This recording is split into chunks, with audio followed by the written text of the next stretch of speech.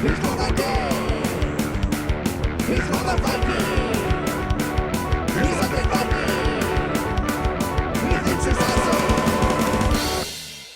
Hey everybody, this is me, the Undead Viking. If you follow my channel, and I hope you do, you probably are well aware that I am from Minnesota, and Minnesota is lakes country. I grew up going to the lake cabin nearly every weekend, and I am lucky enough to own a lake cabin now where I go and I spend the weekends with my family.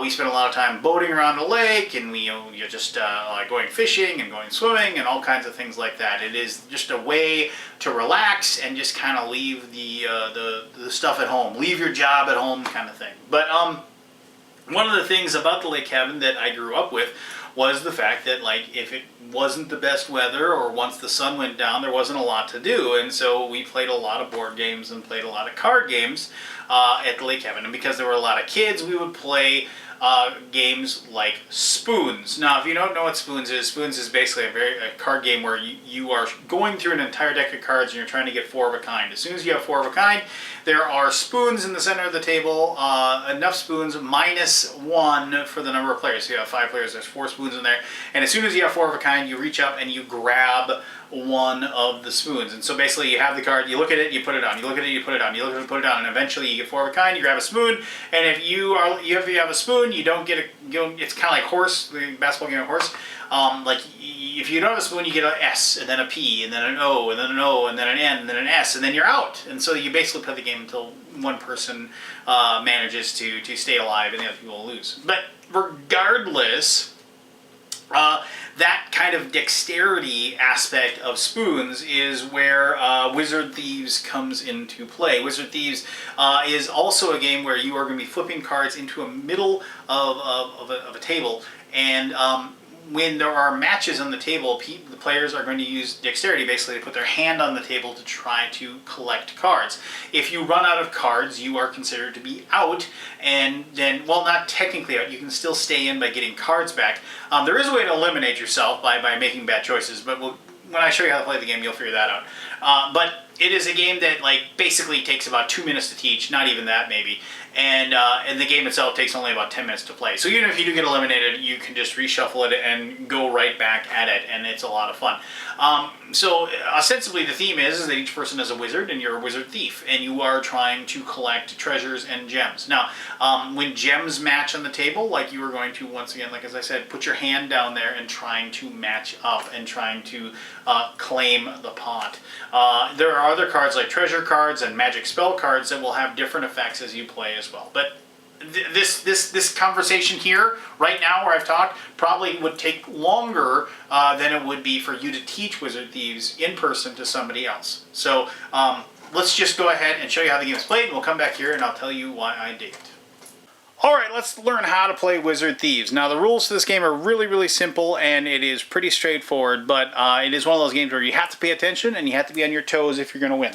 So, beginning with the first player, you're just going to turn the first card over and you're going to put it in the middle. Now, unless it's like a magic item, because all the decks are the same except there are 2 randomly distributed magic item cards to each deck, and there's treasure cards and there's gemstone cards. Now, with the gemstone card, all you do is you flip it over and you put it down in the middle like so. Then the next person will go. If there's treasure cards, we'll handle that, and we'll explain how those work here in just a little bit. And if you match the same card, or if you have what's called either a match or a sandwich match or a possible portal match, then you will have a situation where people are going to put their hands on the pot in the middle. It's a dexterity kind of aspect to it, a timing aspect to it. All right, so we'll turn the next card over. Okay, it's a purple. It's not blue. And we'll turn this card over. It's red. Okay, we're still good. Turn this card over. Okay, it's red. Now, when that card gets turned over, people are going to put their hands down like this. The person that gets it first gets to take those cards. They don't shuffle them or don't do anything, and they put them at the bottom of their deck, like so. And so they've built up their stack of cards. This whole goal is to be the one person left with cards. That's the whole thing.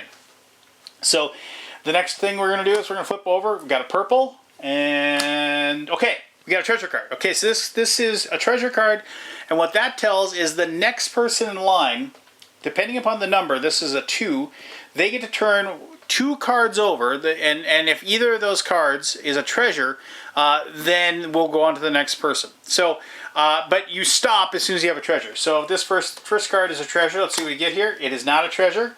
We're going to go to the second card. Oh, it is a treasure. Okay, perfect. I didn't actually set this up. So I know it looks like it, but it is. So, okay, now the next player has 4 cards to find a treasure. And then we'll go to the next one. So let's see what we get here. We got 1. Oh, they got one right away. So now this player gets 1 card to have a treasure. I got it! So this is actually kind of cool. So the next person, 1 card for a treasure, didn't get a treasure. So, because this person failed, now the green player, again, gets to take all those cards and put them on the bottom of the deck. They're doing really well. All right. So that is like how the treasure cards work. Now, let me just actually create something so I can actually show it.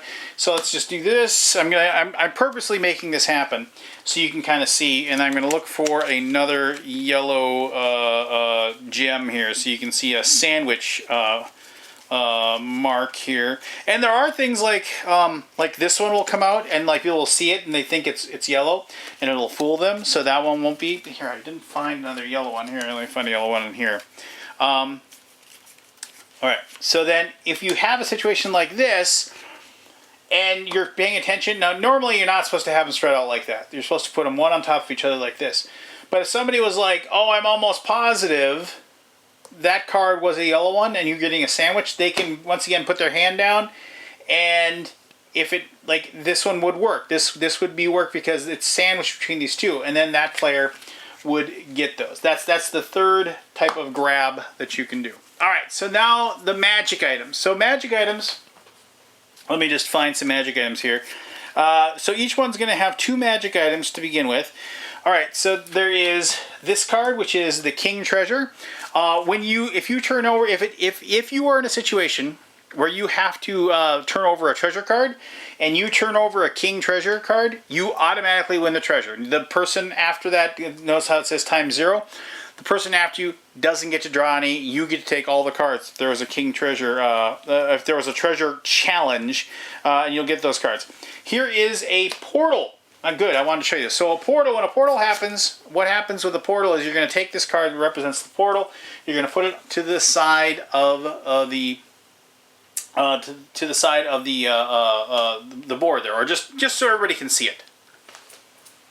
The person that reveals the portal will tell one other person that they have to go ahead and put a card over there. So take 1 card and discard it over into that spot like so. Now, if the deck here in the middle, you get, I think I saw one of those cards in here. If the deck of the cards in the middle represents, like, you get a combination. I just had it and I just dropped it. There it is. If you have a combination like so, that matches the portal deck over there, and now you have a portal. These two are alike. So then, once again, people can put their hand down in the middle to drag the stack of cards that are in the middle into their deck. You are never going to take any of these cards off. Other portal cards will have other people place other cards in there as well as time goes by, but you do not take this. You only take the ones in the middle if you do a portal grab, portal match for a grab. And there are 2 other kinds of magic items. Let me find, not in that one. Let me find this. There's like a steel card and there's a bomb card. Okay, there's a bomb treasure and a steel treasure. Okay, so a steel treasure is the only one that allows you to take cards off of the portal deck. Otherwise, that portal deck will just continue to grow when people turn over portal treasures. If you don't want to take the card that's on top of the portal, you can go ahead and pick one other player and you can take 2 of their cards off the top of their deck and add it to your own. The bomb card, this one right here, the bomb card allows either you make everybody else at the table destroy 1 card from the top of their deck, or you pick 1 person and you get to take 2 loot cards off of their deck and add it to your own. Now, whenever you take these cards, you're putting them on the bottom of your deck. You don't put them on the top. So that's what the bomb does. So the bomb card either makes everybody else destroy 1 card off the top of the deck, or you pick 1 other player and they have to destroy 2 cards off the top of their deck. So that's how those 2 magical treasures work. The game continues until, as I said, one person gets all the cards, but just because you run out of cards does not mean you're out of the game. You are now watching the cards and looking for things to double up, to put your hand down to possibly win and get cards and get back in. However, if you ever cover the cards like so, and you're wrong, your hat gets flipped over to show that you are now cursed. When you are cursed, that means that none of the magic cards you have work anymore. You can't cast spells anymore. So it doesn't do any good to have those magical cards in your hand. You're just turning those over and they get put in the middle. If you are cursed and you make a mistake again, then you are eliminated from the game. Now, very rarely is it because people get eliminated from the game that the game is over. It's usually because one person gets all the cards. I should mention that if you are flipping the card like so and you put the card on and you get a match, you have to, like, you can't just flip and then cover. It's one of those things where you have to flip. And, like, I think the way we put it is that we flipped it and, like, we put it down and we pulled our hand away and then we had to go back in. Otherwise, the person that's flipping is just going to be, like, they're going to end up playing it like this all the time, like that. And they're going to be, like, getting their hand over the top. But remember, if you do that, though, you run the risk of, like if you're up here and you try to, like, no, that isn't it, you know, like that kind of thing, chances are you might hit the cards in the middle and then you're going to get cursed or possibly ousted from the game. Wizard Thieves plays really, really quickly, as you can tell. It is not a game of quick wits or strategic choices or anything like that, but it is a game of quick, fast fun that you can teach in about 5 minutes, and that's why I like it. And I'll talk about that in a little more detail in my final thoughts. Alright, so that was Wizard Thieves. So, as I said, the game, like, me teaching those rules to you in that video probably will take you longer to teach this game to somebody when you get it and put it on your own shelf. I mean, the game isn't going to try to pretend that it's like some big strategic, thinky game. It is just a game about matching up and remembering what cards are played and whether or not there was a combination and basically kind of interacting with each other and screwing each other over. It is a game that is going to be full of laughs, it's going to be full of jokes, and even if you lose, the game's over and you can play another one right away. My kids and I, we had a blast with it. And we just really, really enjoyed the whole aspect. And I think the kids mostly enjoyed trying to beat up Dad. And for that matter, my wife enjoyed joining in and beating up on Dad as well. And because of that, it's just a fun family game. And because of that, I'm glad I have Wizard Thieves, and I hope you will consider putting it on your shelf, because I think that you and your group and your friends and your family are going to enjoy the heck out of it. So thank you very much for taking the time to watch this video. I really appreciate it. If you have any questions about the game, ask away. I'll try to answer those as best as I can. As always, just do hit the like button, hit the subscribe, hit the share, whatever you want to do, and just be the best version of you possibly can be. I'll try to be the best version of me that I possibly can be. And until next time, you just remain being the awesome human that you are. I'm the Undead Viking. Talk to you later.